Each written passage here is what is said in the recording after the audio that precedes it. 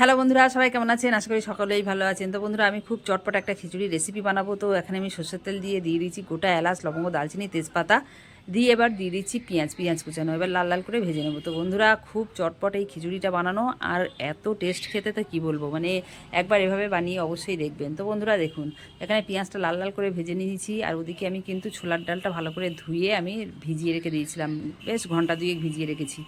আর আমি মানে পজ করে দিয়েছিলাম, তো অন করেছি কিন্তু ওটা অন হয়নি, আমার খেয়াল ছিল না। তো তার মাঝখানেই আমার দিয়ে দিয়েছি ছোলার ডাল আর আদা রসুনটা দিয়ে ভালো করে একটু মিশিয়ে নিয়েছি। এখন আমি দিয়ে দিয়েছি ভাত ভাত রান্না করা চালটা। তো দিয়ে এবার একসাথে সব কিছু একটু ভালো করে নাড়াচাড়া করে নেব। তো বন্ধুরা, আমার সবসময় একটা ভুল হয়েই থাকে, এই যে কিছু না কিছু গণ্ডগোল হবে। যেমন এই যে পজ করার সময় আমি ছোলার ডালটা আর আদা রসুনটা দিয়ে দিয়েছিলাম। তো এখন এবার একে একে আমি মশলাটা দিয়ে দিচ্ছি, যেমন স্বাদ মতো লবণ, হলুদ গুঁড়ো, জিরে গোলমরিচ গুঁড়ো, একটু লঙ্কার গুঁড়ো আর একটু হলুদ গুঁড়ো দিয়ে দিলাম। দিয়ে এবার ভালো করে নাড়াচাড়া করে নিচ্ছি। দেখতে পাচ্ছেন বেশ ভালো করে কিছুক্ষণ কষালাম। আদা রসুনও ছিল, তো একসাথেই ভালো করে অনেকক্ষণ ধরে একটু কষালাম। কষিয়ে এবার আন্দাজ করে এবার দিয়ে দেবো পানি। তো বন্ধুরা, এবারে দিয়ে দিচ্ছি পানি, দেখতেই পাচ্ছেন আন্দাজ মতো পানি দিয়ে দিচ্ছি। আর বিভিন্ন রকমের খিচুড়ির রেসিপি, বিরিয়ানির রেসিপি, সমস্ত রেসিপি আমার এই চ্যানেলেই দেওয়া আছে। যদি দেখতে চান ওখান থেকে গিয়ে কিন্তু দেখে নিতে পারেন। তো বন্ধুরা, আর এই ভিডিওটা দেখেও আপনাদের কেমন লেগেছে কমেন্ট করে জানাবেন। তো এর ভিতরে আমি 4টে কাঁচা লঙ্কা দিয়ে দিলাম, দেখতেই পাচ্ছেন এই যে আন্দাজ করে পানিটা দিয়েছি। তো এত শর্টকাটে আমি খিচুড়িটা বানাচ্ছি, আর যেদিন বানিয়েছিলাম খেতে অসাধারণ হয়েছিল। তো দেখতে পাচ্ছেন আমি কেমন আন্দাজ করে একটা মাপ করে রেখেছি, দিয়ে দিলাম। এবার দিয়ে দিচ্ছি ঢাকনা বন্ধ করে। কিছুক্ষণ বাদে ঢাকনাটা খুলে একটু দেখছি কেমন, দেখেন টকবক করে ফুটছে। তো আবার একটুখানি নাড়াচাড়া করে দেবো, দিয়ে আবার ঢাকনাটা বন্ধ করে দিয়ে দেবো।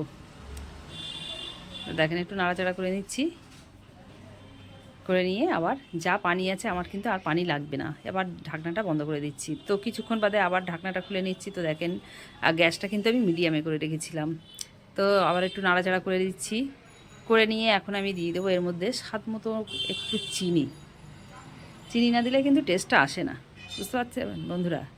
তো ওই জন্য একটু চিনি দিয়ে দেবো। ব্যাস নাড়াচাড়া করে নিলাম। এখন এই যে স্বাদ মতো একদমই অল্প চিনি দিচ্ছি, বেশি চিনি না, বেশি মিষ্টি হয়ে গেলেও ভালো লাগবে না।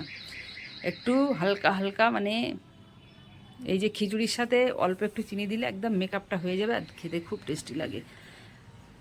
তো এখন একটু দিয়ে দিচ্ছি 1 চামচ ঘি। তার মানে আমার খিচুড়ি একদম শেষের দিকে হয়ে এসেছে প্রায় বলতে গেলে। এবারে একটু ঘিটা দিলাম বলে চামচটা দিয়ে একটু গায়ে যা ছিল একটু নাড়াচাড়া করে নিলাম, ঢাকনা বন্ধ করে দিয়েছিলাম। তো দেখেন আমার খিচুড়ি একদম কিন্তু হয়ে গেছে। তো বন্ধুরা, আমার খিচুড়ি হয়ে গেছে। এখন ঢাকনা বন্ধ করে কিছুক্ষণ রেখে দেবো, তারপরে কিছুক্ষণ বাদে খাবো। তো কিছুক্ষণ বাদে দেখেন এবারে আমি খিচুড়িটা খাওয়ার জন্য বেড়ে নিচ্ছি। তো দেখতেই পাচ্ছেন একদম ঝরঝরে সুন্দর একটা খিচুড়ি হয়েছে, আর এত সুন্দর একটা সেন্ট বেরোচ্ছে কি বলবো। আর এখানে আমি আলু মাংসর কষা করেছিলাম, তো এখন নিয়ে নিচ্ছি। আর কি বলবো, এটা খেতে বন্ধুরা এত ভালো হয়েছিল তো বলার নেই। তো ভিডিওটা কেমন লেগেছে কমেন্ট করে জানাবেন। সবাই ভালো থাকবেন, টাটা।